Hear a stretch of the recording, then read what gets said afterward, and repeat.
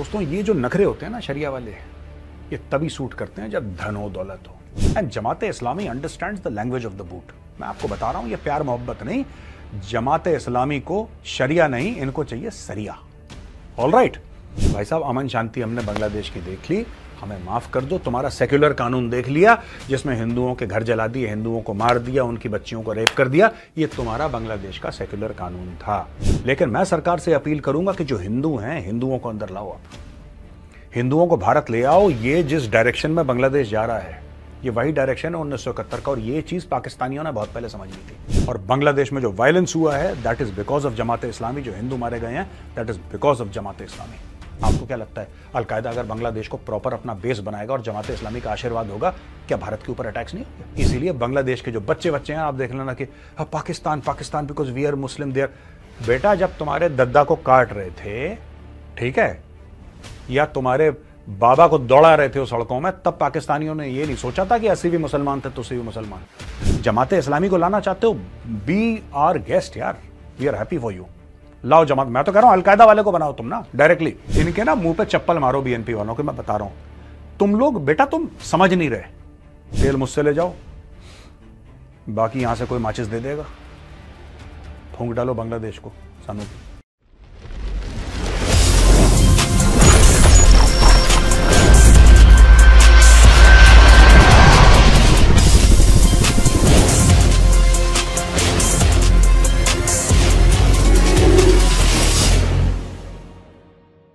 जय हिंद दोस्तों, मैं हूं मेजर गौरव आर्या और आप देख रहे हैं द चाणक्य डायलॉग्स। इस वीडियो को लाइक करिए, हमारे चैनल को सब्सक्राइब करिए, बेल आइकन दबाना बिल्कुल मत भूलिएगा। अभी तक मुझे ऐसा लग रहा था कि बांग्लादेश का मैटर खत्म हो जाएगा और हमारी टीम का, हमारी टीम का, पूरा सबका, किसी का इंटेंट भी नहीं था कि हम बांग्लादेश कवर करें। हमने बोला ठीक है, अब जो होगा सो होगा यार, जब होगा, जब ब्रेकिंग न्यूज आएगी। लेकिन कल एक इंटरव्यू पढ़ा दोस्तों, वो इंटरव्यू पढ़ने के बाद लगा कि नहीं, बांग्लादेश दोबारा कवर करना चाहिए। खतरे की घंटियां बज रही हैं, आपके ईस्ट में खतरे की घंटियां बज रही हैं। और जो रेडिकल इस्लामिस्ट दलदल में बांग्लादेश इतने सालों से वो जा रहा था, राइट, वो फिसल फिसल के जा रहा था। मुझे लगता है अब वो बिल्कुल अंदर तक जा चुका है। एक स्टेटमेंट आया है, ये स्टेटमेंट मैं आपको पहले बताना चाहता हूं कि किसने स्टेटमेंट दिया, कौन सी तंजीम से उनका ताल्लुक है और उन्होंने बोला क्या है एग्जैक्टली। हिफाजत इस्लाम के वाइस प्रेसिडेंट मोहिउद्दीन रब्बानी, हिफाजत इस्लाम एक हार्डलाइन इस्लामिस्ट संगठन है, मोहिउद्दीन रब्बानी उसके वाइस प्रेसिडेंट हैं। उनका यह कहना है कि अगर बांग्लादेश चलेगा तो शरिया कानून से चलेगा, वरना बांग्लादेश चल ही नहीं सकता। उन्होंने बोला कि हम मुसलमान हैं और हम लोग मेजॉरिटी में हैं, इसलिए यहां पर शरिया कानून चलेगा। ये यही पार्टी हैं जो भारत को सेक्युलर होने का गाना सिखाती हैं कि तुम यही गाना गाओ सेक्युलरिज्म का। यही लोग हैं, यही लोग हैं। अब ये कहते हैं कि नहीं साहब, शरिया कानून। मैं आपको बता रहा हूं, ये जो टोटल इनका जो डीएनए खराब हुआ है ना बांग्लादेशियों का, ये डीएनए खराब ही जमात इस्लामी की वजह से हुआ है। The DNA has been spoiled because of the Jamaat Islami. Jamaat Islami एक extreme right wing Islamist organisation है जो शरिया कानून की बात करती है। शरिया कानून के साथ क्या प्रॉब्लम है मैं आपको बताता हूं। शरिया कानून, आप सब लोग डिस्कशन देखते होंगे, टेलीविजन पे हो रहा है, कोई शरिया कानून के खिलाफ है, कोई उसके साथ खड़ा है। जो शरिया कानून के साथ खड़ा है, इवन भारत के टेलीविजन डिबेट्स में दोस्तों, वो इंसान भी शरिया कानून नहीं चाहता, क्योंकि शरिया कानून इतना खतरनाक है। शरिया कानून इतना खतरनाक है कि मैं इसको शरिया नहीं, मैं इसको सरिया बोलता हूं। ये इतना खतरनाक है भाई साहब, लोहे की सरिया है ये किसी आम बंदे के बस की नहीं है कि जो इसको हजम कर ले। अब ये जो मोहिउद्दीन रब्बानी साहब बोल रहे हैं, ये कह रहे हैं कि बांग्लादेश शरिया कानून से चलाओ। किसने रोका है तुम्हें? चलाओ शरिया कानून से। देखो, या तो बांग्लादेश के पास सऊदी अरब जैसा तेल हो। मेरी बात सुनिएगा ध्यान से। आपके नखरे दुनिया एक कारण से झेलती है। दुनिया आपके नखरे तब नहीं झेलेगी कि आप बिल्कुल भूखे पड़े हैं, आपके कपड़े फटे हैं और आपकी नाक हवा में ना। 2 मिनट में थप्पड़ मार के कान से घसीट के रगड़ देगी सड़क पे। सऊदी अरब के नखरे क्यों झेलती है दुनिया? तेल है सऊदी अरब में रेत कम है, तेल ज्यादा है। और बोलो, दुनिया यूएई एकदम stable, Saudi Arabia absolutely stable. Political stability number 1, development number 1, oil wealth number 1। तो दुनिया झेलेगी। फिर आपको शरिया करना है, आपको सरिया करना है, आपको जो करना है करो, आपको जैसा करना है करो। प्रॉब्लम यह है जब बांग्लादेश, अब यही चीज पाकिस्तान में हुई, लोगों ने मार मार के दुम्बा बना दिया। जियाउल हक था पाकिस्तान में डिक्टेटर, उसने बोला शरिया कानून। अब शरिया कानून में होगा क्या दोस्तों, अगर आप मुकम्मल शरिया कानून लागू करेंगे, फिर सड़क पे लोगों को पेड़ पे बांध के या किसी पोल पे बांध के कोड़े पड़ेंगे। शरिया कानून का जो क्रिमिनल कोड है वो बहुत ही सख्त है और इससे कुछ फायदा किसी को नहीं होता। अगर कोई ये कहे हाँ Saudi Arab is very safe, UAE is very safe, लेकिन आपने देखा कि उन लोगों ने भी शरिया कानून इंप्लीमेंट करके अब वो लोग ढील देना शुरू कर दी। दोस्तों आज की तारीख में हम ये देखते हैं कि सऊदी अरब ने, यूएई ने, सब लोगों ने जहां जहां शरिया कानून जिस जिस देशों में नाफिज था उन्होंने ढील देना शुरू कर दिया इसमें। और ढील कैसी, औरतें ड्राइव कर सकती हैं, आप पार्टीज में जा सकते हैं बिना महरम, यानी कि ब्लड रिलेशन में जो हो या हस्बैंड, फिर या तो ब्लड रिलेशन में हो या भाई हो, बाप हो, बेटा हो या फिर हस्बैंड हो, ऐसी कुछ महरम की डेफिनेशन है, तो उसके साथ ही घर के बाहर जा सकती है, वरना नहीं जा सकती। अब वो भी मना कर दिया कि हाँ अकेले जा सकती है औरत। दोस्तों ये जो नखरे होते हैं ना शरिया वाले, ये तभी सूट करते हैं जब धन हो, दौलत हो। गरीब देशों में शरिया नहीं चलता और अमीर देशों को भी पता लग गया कि अगर दुनिया के साथ एंगेज करना है तो बॉस या तो फिर तालिबान बन जाओ। तालिबान कहता है हम शरिया नाफिज करेंगे, तालिबान करता है। तालिबान दुनिया से कहता है कि भाई हमें पाकिस्तान मत समझना, हम अफगानिस्तान है, हमें भीख नहीं चाहिए, भाड़ बजाओ। हाँ फिर then you can have that kind of attitude. मैं एक और बात बताऊं, ये शरिया कानून नाफिज करेंगे, बिल्कुल करें, बिल्कुल। मैं हिंदुओं पे भी आऊंगा थोड़ी देर में। ये शरिया कानून नाफिज करेंगे, करें। बांग्लादेश की जो इकोनॉमिक डेवलपमेंट हुई है दोस्तों, मैं आपको एक उसकी स्टोरी बताता हूं। बांग्लादेश की इकोनॉमिक डेवलपमेंट जो हुई है उसमें बांग्लादेश की औरतों का बहुत बड़ा हाथ है। एक disproportionate number of women work in Bangladesh factories. Women workforce बहुत तगड़ी है। आपको क्या लगता है शरिया नाफिज करने के बाद कौन जाएगा फैक्ट्रियों में? सारी की सारी घर के अंदर बुर्का पहन के। They will not allow anybody to step outside. बिना महरम के आप निकल ही नहीं सकते।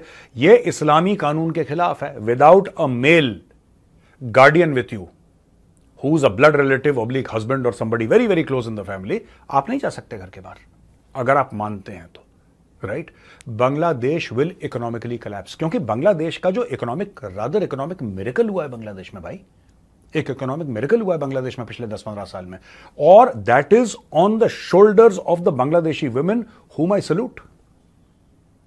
उन्होंने पूरा का पूरा साथ दिया है, तब जाके उनकी इकोनॉमी ऐसे बढ़ के आई है। जो पाकिस्तानी टेलीविजन में बोलते हैं ना कि यार ये बांग्लादेश, ये फलाना, देखो कितना बढ़िया हो गया, हमसे आगे निकल गया। क्यों आगे निकल गया? It is the women of Bangladesh who have done the wonders.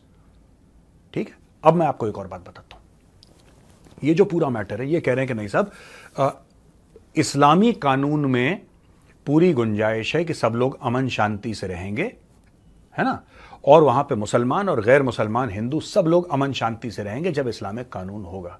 भाई साहब, अमन शांति हमने बांग्लादेश की देख ली, हमें माफ कर दो। तुम्हारा सेक्युलर कानून देख लिया जिसमें हिंदुओं के घर जला दिए, हिंदुओं को मार दिया, उनकी बच्चियों को रेप कर दिया। ये तुम्हारा बांग्लादेश का सेक्युलर कानून था, राइट। दोस्तों, इस्लामिक कानून के तहत कोई भी नॉन मुस्लिम हो, he is a second class citizen, right. आपको एक स्पेशल टैक्स देना पड़ेगा and you will live under the protection of the state. You are not an equal citizen. आप किसी भी मुस्लिम देश में जहां पे मेजॉरिटी मुस्लिम पॉपुलेशन है और वो शरिया छोड़ दीजिए, अपने आप को अगर इस्लामिक देश, पाकिस्तान में जैसे आधी अधूरी शरिया टाइप की है, चलती फिरती टाइप की, वहां पे भी नहीं है, पाकिस्तान में भी, राइट। आप वहां पे भी हो, पाकिस्तान का संविधान ये कहता है, पाकिस्तान का कॉन्स्टिट्यूशन कहता है कि नॉन मुस्लिम वहां पे आर्मी चीफ नहीं बन सकता, प्राइम मिनिस्टर, प्रेसिडेंट नहीं बन सकता। हमारे यहां रह चुके हैं, हमारे यहां प्रेसिडेंट मुस्लिम रह चुके हैं, हमारे यहां प्रेसिडेंट सिख रह चुके हैं, हमारे यहां एयर चीफ मुस्लिम रह चुके हैं, हमारे यहां सिख, ईसाई, पारसी आर्मी चीफ रह चुके हैं। तो भारत में तो कोई रोक टोक है नहीं। In India merit counts, ability counts. भैया, जिसमें औकात है, जो मेहनत करेगा, जिसका दिमाग होगा, वो आगे निकलेगा। साफ सीधी बात है। मुस्लिम कंट्रीज में ऐसा नहीं है। आपका लाख दिमाग हो, आपका लाख दिमाग हो, अगर आप गैर मुस्लिम हैं या फिर स्टेट मानता है आपको, जैसे ऑर्डिनेंस 20 है पाकिस्तान में अहमदियों के खिलाफ, भाई साहब आपको नोबेल प्राइज इन फिजिक्स मिला हो। मैं दोबारा वो घोड़ा नहीं दौड़ाना चाहता, लेकिन आपको नोबेल प्राइज मिला हो फिजिक्स में, आप one of the most brilliant physicist of the 20th century माने जाते हो, ठीक है? आपके नाम की चेयर्स हो टॉप यूनिवर्सिटीज में। लेकिन अगर आप अहमदी हैं, ठीक है, तो आपकी मजार जहां पे है या जहां पे आप दफनाए गए हैं, वहां पे कुरान की आप आयत नहीं लिख सकते, वहां पे कलमा नहीं लिख सकते, तोड़ दिया जाएगा। आपका प्लेस ऑफ वर्शिप, आप उसको मस्जिद नहीं कह सकते, तोड़ दिया जाएगा। आप अपने आप को मुस्लिम नहीं कह सकते, आपको मार दिया जाएगा। ये सच्चाई है पाकिस्तान में। वही ड्रामा ये लोग बांग्लादेश में करना चाहते हैं। मैं तो कह रहा हूं करो यार, करो, हमें कोई फर्क नहीं पड़ता, हमें कोई फर्क नहीं पड़ता। तुम्हारा देश है, तुम्हें उल्टे बल खड़े होना है सर के, तुम खड़े हो जाओ। लेकिन मैं सरकार से अपील करूंगा कि जो हिंदू हैं, हिंदुओं को अंदर लाओ, आप हिंदुओं को भारत ले आओ। ये जिस डायरेक्शन में बांग्लादेश जा रहा है, ये वही डायरेक्शन है 1971 का, और ये चीज पाकिस्तानियों ने बहुत पहले समझ ली थी। मैं तो दोस्तों बांग्लादेश का बहुत बड़ा सपोर्टर रहा हूं। जो इन्होंने अपना स्ट्रगल करा है फ्रीडम का, मैं बहुत, देखिए कमियां सब में होती हैं, I am sure Sheikh Mujibur Rahman में भी कमियां होंगी बहुत सारी, मैं मना नहीं कर रहा। I am not saying that he was a perfect person, nobody is perfect, we are all human beings. मैं ये भी नहीं कह रहा कि शेख हसीना परफेक्ट है, बिल्कुल नहीं, उसमें भी लाख कमियां होंगी। लेकिन मैं आपको एक बात बताऊं छोटी सी, यही जमात है, यही जमात इस्लामी है जिसने ऑपरेशन सर्चलाइट में पाकिस्तानी आर्मी का साथ दिया। और आज के जो बांग्लादेशी बच्चे हैं, इनको पढ़ाया नहीं गया 1971। जो आप लोग मुझसे मैसेज लिखते हैं ना, मुझे व्हाट्सएप करते हैं और जो पूछते हैं कि इतनी एंटी इंडिया फीलिंग क्यों है, ये एंटी इंडिया फीलिंग उनके दिमाग में डाली गई है। उनको पता ही नहीं है कि आज अगर वो आजाद मुल्क हैं, उसमें इंडियन आर्म्ड फोर्सेस का और भारत का एक बहुत डिस्प्रोपोर्शनेट हाथ है, डिस्प्रोपोर्शनेट हाथ। अगर इंडियन आर्म्ड फोर्सेस नहीं होती, पाकिस्तानी आर्मी, आपको क्या लगता है, और बड़े ब्रेवली लड़े मुक्ति योद्धा, इसमें कोई डाउट नहीं है, they are very brave. Mukti Bahini exceptionally brave, उनकी ब्रेवरी को कोई मैं डिनाई नहीं कर सकता, आप डिनाई नहीं कर सकते, दे वर सुपर ब्रेव, इसमें कोई डाउट नहीं है। दे वर पेट्रियट्स, वो देशभक्त लोग थे, मरकट गए अपने देश के लिए, ईस्ट पाकिस्तान को बांग्लादेश बनाया। लेकिन मैं आपको बात बताऊं, उनको पाकिस्तानी फौज दबा देती पाकिस्तानी फौज उनको, और इतना कोहराम मचाया था। आपको पता है उनको दबाने के चक्कर में 30 लाख बंगालियों को मार दिया, 10 लाख बंगाली औरतों का रेप करा और पाकिस्तानी फौजियों को भेजा रेप करने के लिए। क्यों? क्योंकि मुझे कहना नहीं चाहिए यार, भगवान मुझे माफ करे, मैं गलत बात कह रहा हूं, लेकिन रेप करेंगे तो बच्चा होगा, ही विल बी पंजाबी,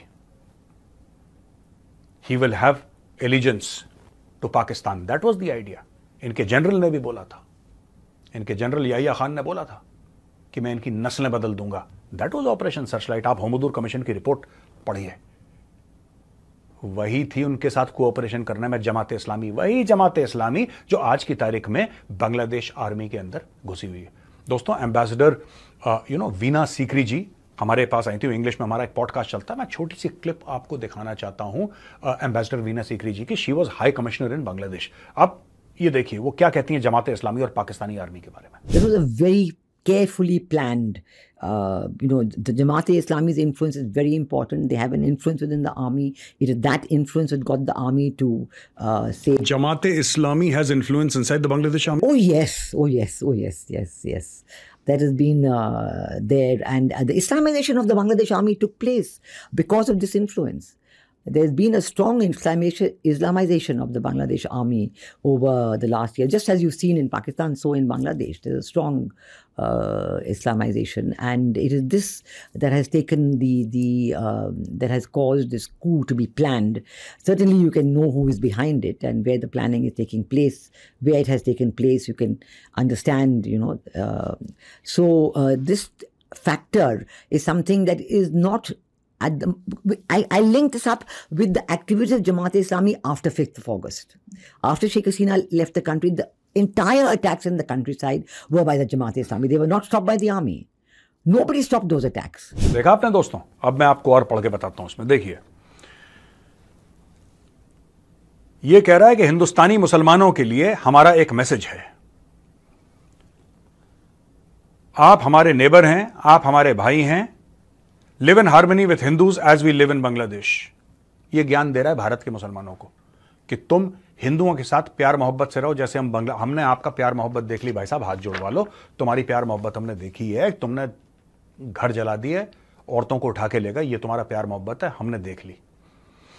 जमात की, हिफाजत इस्लाम की, इन सब ये जो भी ये सर्कस इनका है ना, ये गधे हैं जिनके जमात इस्लामी टाइप के जाहिल के बच्चे, हमने इन सब का देखा है सेक्युलरिज्म बांग्लादेश में।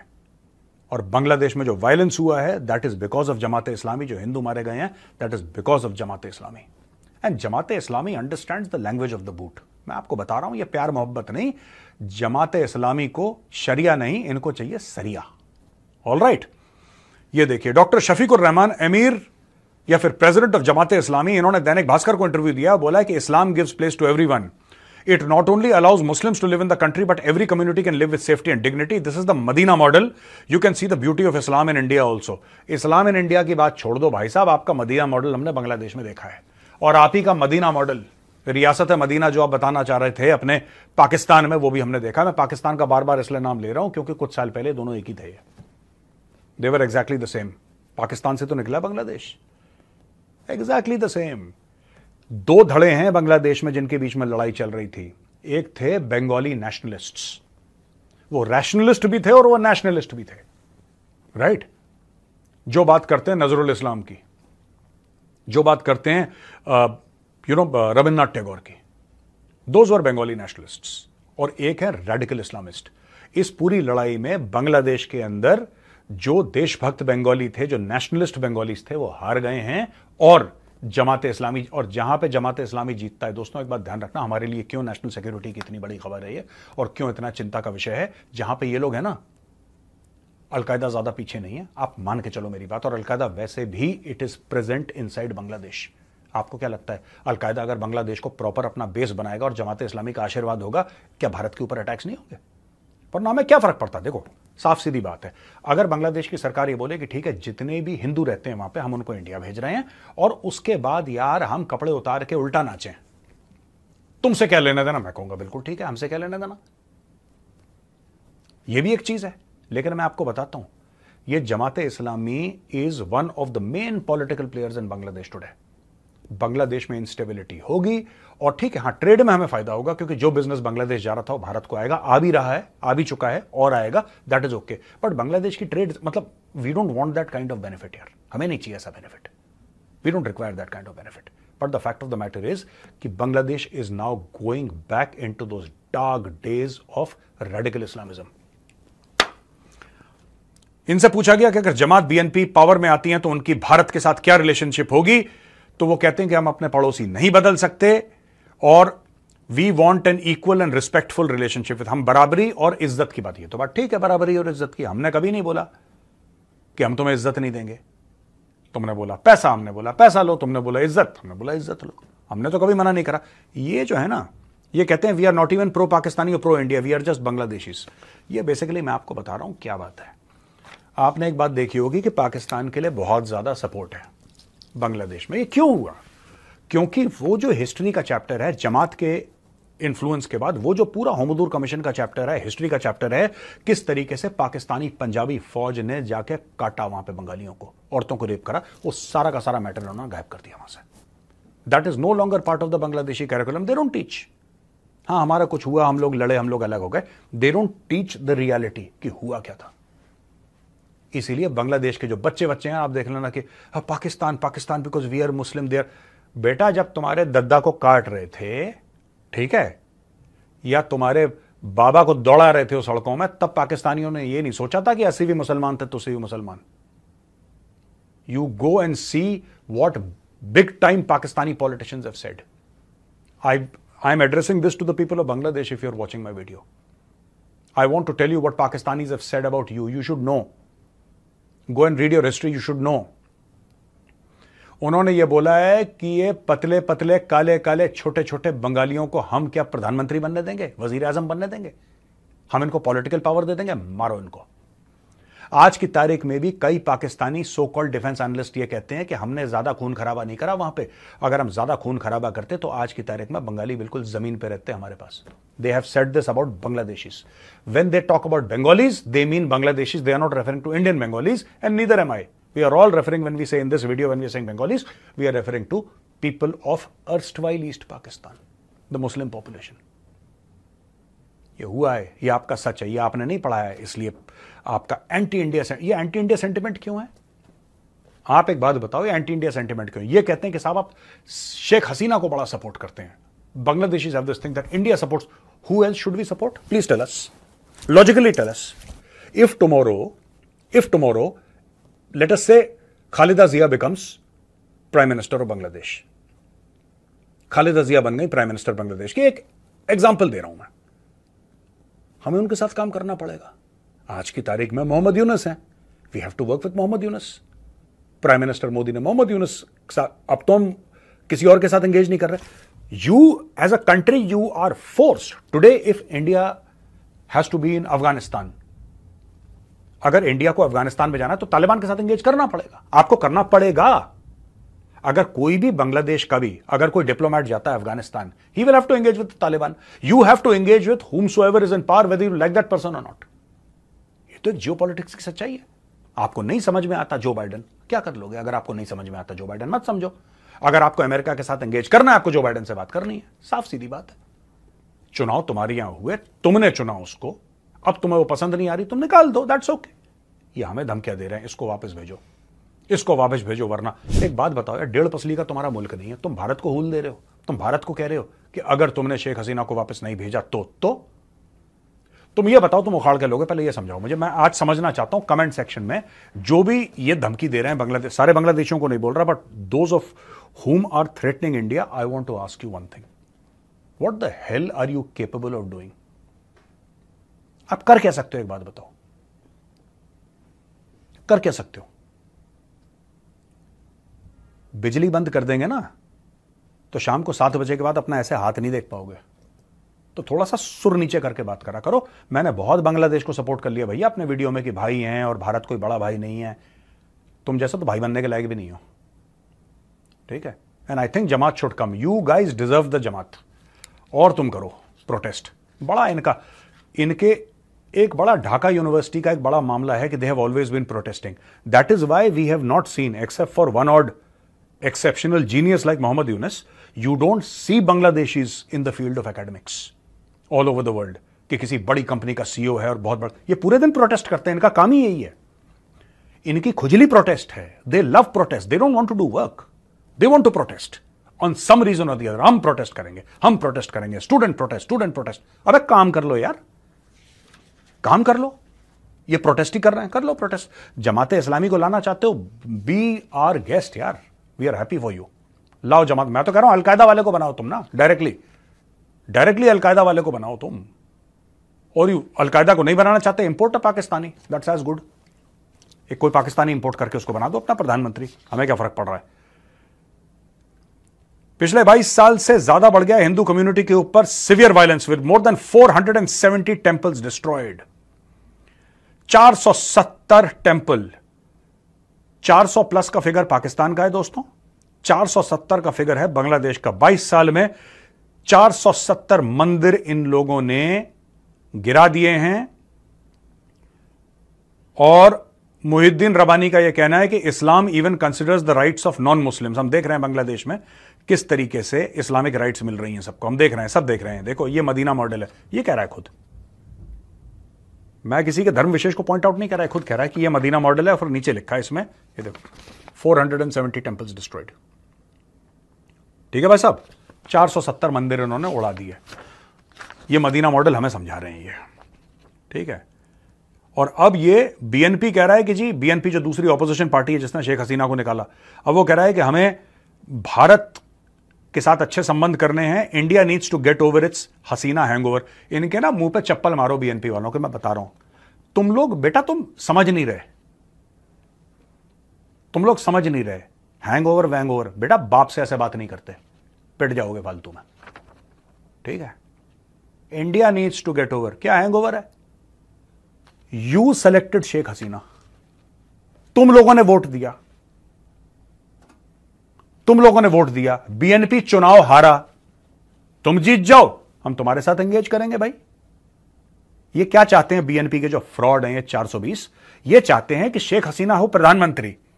लेकिन अगर कोई भारत का प्रधानमंत्री वहां पे जाए या भारत का कोई भी सीनियर लीडर जाए, शेख हसीना से ना मिले, इनसे मिले जाके। That is why you had so many military coups, you know, army takeovers in your country. Why? Because your IQ is severely limited. तुम्हारा भी पाकिस्तान वाला ही हाल है बेटा। यह कह रहा है कि फार राइट खिलाफत मजलिस के साथ शेख हसीना ने अलायंस करा था और हिफाजत इस्लाम के साथ अलायंस करा था। अब ये आपस में कह रहे हैं कि नहीं, वो रेडिकल इस्लामिस्ट है, वो रेडिकल इस्लामिस्ट है। वो शेख हसीना को गाली दे रहा है कि वो तो हिफाजत इस्लाम के साथ थी, हम अच्छे हैं क्योंकि हम जमात के साथ हैं। ये हाल है इनके भाई। इनका कुछ नहीं हो सकता, मैं बता रहा हूं। इनको बीच बीच में करंट देना जरूरी है, तभी लाइन पे रहेंगे। और इनको लाना है जमात इस्लामी। इनको इसको क्या, वो मदीना क्या बोल रहा था, वो प्रोग्राम अपना डिक्लेयर करना है। जो भी तुम्हें करना है तुम करो यार, तुम्हारा देश है। मेरी तरफ से तेल मुझसे ले जाओ, ठीक है, तेल मुझसे ले जाओ, बाकी यहां से कोई माचिस दे देगा, फूंक डालो बांग्लादेश को सानू की। चलिए दोस्तों, क्वेश्चन और आंसर्स पे चलते हैं। दोस्तों, पहला सवाल है सुदीप्त चौधरी। मेरा सवाल है कि ये कैलकाटा से हैं सुदीप्त चौधरी, कह रहे हैं कि अगर Indian government knows Al Qaeda operational Assam, then why government are not taking any action against them. क्योंकि अलकायदा का कोई शोरूम नहीं होता दोस्त।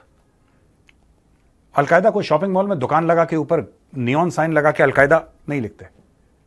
ये आम लोग होते हैं जो अलकायदा के हैं। किसी के माथे पे यहां पे अलकायदा नहीं लिखा। जब जब पता लगता है तब तक पुलिस एनकाउंटर करती है, पकड़ के जेल में डालती है, ये सारी की चीजें करती है। अलकायदा आपको समझना पड़ेगा, अलकायदा आइडियोलॉजी है।